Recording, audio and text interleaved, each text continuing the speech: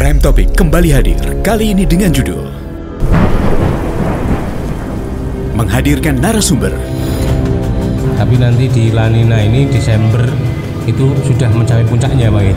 Kalau terjadi bencana, paling tidak yang bisa menolong dirinya adalah dirinya sendiri. Di wilayah Jawa Tengah itu sudah mulai musim hujan di bulan Oktober, jadi nanti siap-siap aja.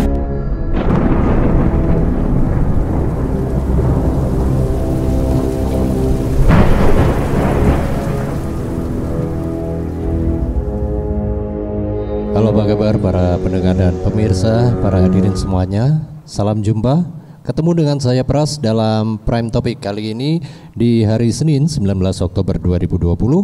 Dan Prime Topic kita digelar di Setpool Hotel Gates, Jalan MT Haryono 312 316 Semarang.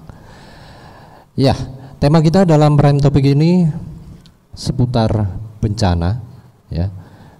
Mitigasi dan siaga fenomena La Nina. Kalau kata teman-teman saya bacanya bukan La Nina tapi La Nina. Cuma karena lidah Jawa saya nggak bisa bilang La Nina, saya bilangnya La Nina aja.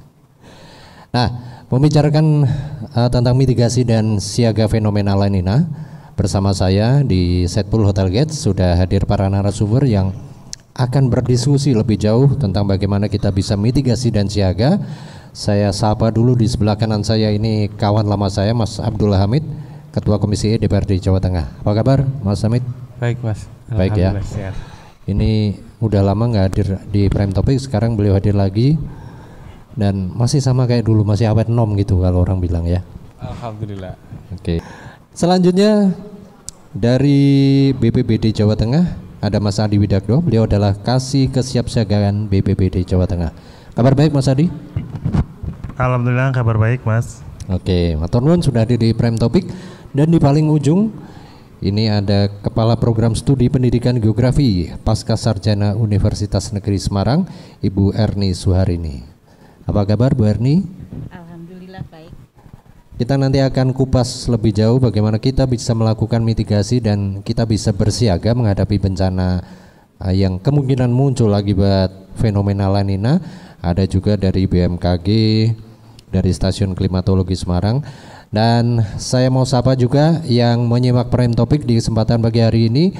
Di Pekalongan Anda yang menyimak 88,9 FM Rasika Pekalongan, kemudian 91,8 FM RDI Pandanaran Semarang, serta di 89,8 FM Trijaya Semarang.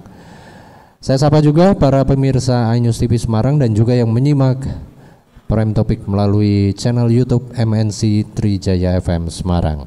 Baik, kita langsung mulai aja bicara tentang tema kita ini. Saya ke Mas Abdul Hamid dulu. Nah, Mas Hamid, kalau menurut panjenengan ini bagaimana kesiapan pemerintah dalam rangka mitigasi bencana dalam menghadapi cuaca akhir-akhir ini, terutama mendekati akhir tahun 2020? Monggo Mas Hamid. Ya. Sebenarnya kan bencana itu setiap tahunnya pasti ada perkiraan, khususnya pembacaan peta bencana daerah-daerah rawan bencana di berbagai kabupaten kota, sehingga dalam perubahan iklim, perubahan musim atau ya hujan, musim kemarau dan lain sebagainya tentu punya persiapan-persiapan tersendiri. Artinya koordinasi di stakeholder, pemerintah provinsi maupun pemerintah kabupaten kota akan mempersiapkan kondisi-kondisi apabila terjadi, ya ini bentuk dari mitigasi atau kesiapsiagaannya. Sehingga ya mau tidak mau apapun perangkat yang dibutuhkan, baik peralatan, logistik, tenaga, sumber daya manusia, artinya ini unsur banyak, yaitu tenaga di pemerintahan dan juga di relawan, ini harus dikoordinasikan sehingga skill mereka juga diasah dan kesiapsiagaan ke masyarakat tentunya dengan sosialisasi itu terus dijalankan baik dalam kondisi aman maupun tidak aman. Oke, geser langsung ke Mas Adi Widakdo. Kalau dari pemerintah sendiri bagaimana kesiapannya dalam rangka mitigasi bencana menghadapi musim hujan dan juga yang jadi tema kita ini fenomena La Nina, Mas? Terkait dengan kesiapan, beberapa agenda sudah kita lalui, sudah kita laksanakan. Kita sudah memberikan edukasi melalui berbagai media ke masyarakat. Di tingkat stakeholder kita sudah melakukan kemarin baru konsolidasi kedua dengan kabupaten kota agar melakukan upaya-upaya yang lebih intens terkait dengan pengurangan risiko bencana di musim penghujan, karena musim penghujan istilahnya ya sudah mulai berdampak. Yeah. Sudah beberapa tempat mungkin sudah melaporkan beberapa dampak-dampak yang kecil. Nah, ini nanti terkait dengan adanya tema dengan kita. Tema ini adalah dengan La Nina. Sudah ada jalan.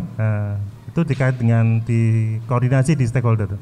Kemudian dari segi kesiapan tadi disebutkan oleh Pak Abdul Hamid, Pak Ketua Komisi E, kita sudah menyiapkan logistik untuk menjaga ini. Kalau misalkan terjadi masyarakat yang terdampak, kita sudah ada logistik yang sudah kita siapkan, sudah kita dorong di Kap Kota juga. Terkait dengan peralatan juga kita sudah siapkan, sudah kita cek ready, dalam kondisi ready untuk bisa dimobilisasi. Termasuk posko kita sudah dari sejak September kemarin sudah tidak hanya kemarau yang kita pantau, juga sekarang sudah beralih ke ke penghujan, ke banjir dan tanah longsor. Banjir dan tanah longsor. Nah, bicara soal dampak tadi yang disampaikan Mas Adi, dampak apa saja yang sudah dilaporkan oleh masyarakat nih, Mas? Ya, Mas. Dampak-dampak yang muncul tadi. Ya. Dampak-dampak beberapa kabupaten melalui relawan dan para pemangku kepentingan BPBD di sana sudah melaporkan adanya beberapa luapan air. Kemudian sudah ada terjadi istilahnya kayak pohon-pohon yang tumbang di beberapa tempat juga istilahnya terpantau oleh kita, walaupun Nyun Sewu itu tidak sampai berdampak besar berdampak besar, artinya tanda-tanda akan menuju sampai adanya Nyun Sewu mungkin bencana itu memang sudah bukan suatu hal yang jauh, tapi itu sudah nyata seperti itu. Artinya sejak dini, sejak awal, mumpung masih ada waktu, mumpung belum terlambat, mari kita untuk melakukan kesiapsiagaan dari upaya-upaya yang perlu kita lakukan itu. Ya. Longsor belum ada ya, Mas ya? Longsor secara masif itu belum ada. Mungkin terakhir sepantauan kami di beberapa tebing sungai itu aja, tapi itu belum berdampak ke masyarakat. Ya, kita harapkan nggak ada lah ya. Amin. Semoga nggak terjadi. Baik, matur nuwun Mas Adi. Saya geser ke Bu Erni. Bicara soal penanganan bencana, mungkin tidak hanya tugas pemerintah saja ya Bu ya, tapi juga masyarakat harus ikut terlibat. Nah, bagaimana Bu Erni ini melihat tingkat partisipasi masyarakat dalam upaya menghadapi dan menanggulangi bencana sendiri? Terima kasih Bapak. Kalau berkaitan dengan masyarakat, kami dari segi akademisi, kalau melihat dari manajemen bencana, ada pra, saat, setelah. Kami lebih berperan yang di pra, di mitigasi bencana. Bagaimana mengedukasi masyarakat tentang bencana itu. Paling tidak masyarakat itu paham, dan mengerti. Selama ini kalau kita di masyarakat, mereka sebagian besar tahu Bapak, tahu tentang bencana. Yang perlu lebih ditekankan lagi di sini adalah kalau sudah tahu, bila terjadi bencana bagaimana? Karena selama ini real, kalau terjadi bencana paling tidak yang bisa menolong dirinya adalah dirinya sendiri, baru keluarga, orang lewat, penyelamat, atau yang lainnya. Ini real yang terjadi di lapangan. Oleh sebab itu untuk pendidikan kebencanaan di masyarakat itu perlu, meskipun selama ini BPBD sudah melakukan.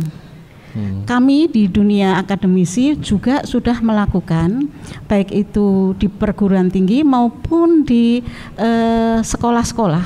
Kami menyarankan dari sekolah dari tingkat PAUD bahkan itu sudah harus diberikan, sehingga paling tidak masyarakat sudah ikut mengerti tentang bencana itu apa. Karena selama ini kalau kita tidak memberikan edukasi secara terus-menerus, partisipasi masyarakat yang terutama tidak terkena bencana sangat minim. Beda dengan partisipasi masyarakat yang sudah terdampak bencana, mereka memang beda. Karena dia sudah mengalami, sehingga dia lebih care ikut berpartisipasi. Lah, disinilah perlu terus kita untuk melakukan edukasi agar masyarakat bersama-sama berpartisipasi di dalam pendidikan kebencanaan. Karena apa?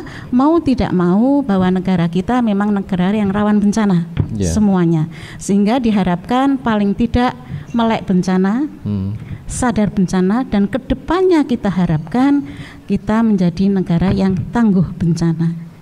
Jadi seperti itu Bapak, kita perlu terus mengedukasi.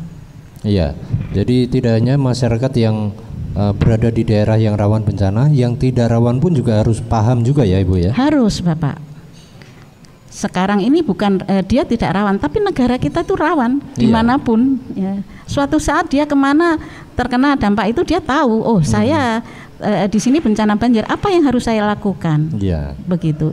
Jadi menurut dari dunia akademisi, semua masyarakat Indonesia harus mendapatkan edukasi dan berpartisipasi dalam penanganan bencana.